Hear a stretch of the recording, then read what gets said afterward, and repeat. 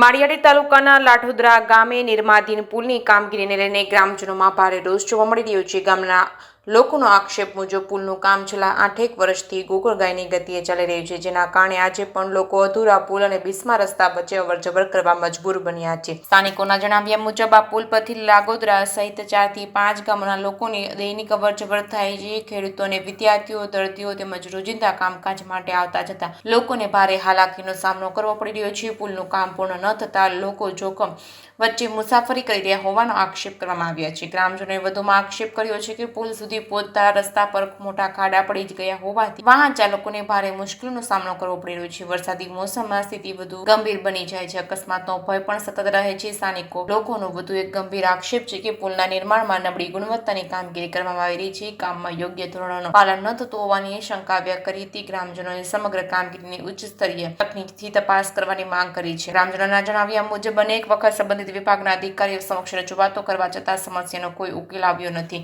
કેટલાક અધિકારીઓ દ્વારા યોગ્ય પ્રતિસાદ આપવાના બદલે દાદાગીરી ભર્યા વલણ અપનાવવામાં આવતો હોવાનો ગંભીર આક્ષેપ કરવામાં આવ્યા છે. જે કેસની વિગત સાથે પ્રતાપ સિસોદિયા, માળિયા હાટીના.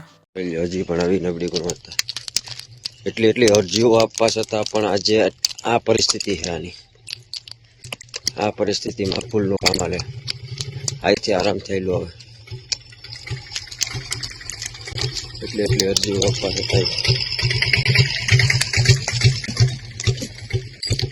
આ પુલનું કામ વારંવાર અરજી આપવા છતાં કલેક્ટરને રૂબરૂ અડાડા હે હાથ કેમ નહીં અડાડે ભાઈ? કેમ એટલી નબળી ગુણવત્તા હાથે ખરી છે. બધી જેટલું જોઈએ એટલું હાથે ખરી છે. કોન્ટ્રાક્ટર દ્વારા એમ કહેવામાં આવે કે હાથ અડાડમાં એમ કહેવામાં આવે.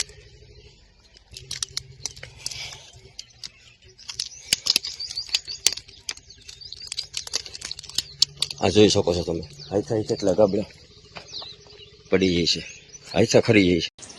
હું તાલુકા ભાજપ મંત્રી ભરત સોલંકી.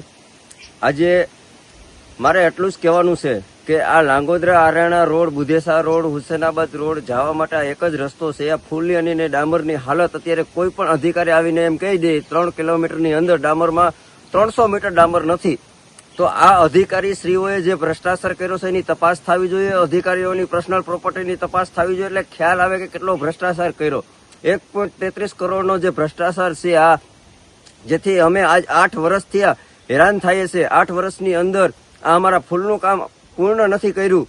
એ આ અધિકારી અને કોન્ટ્રાક્ટરની મિલીભગતના હિસાબે અમે લોકો આજે દુઃખી છે.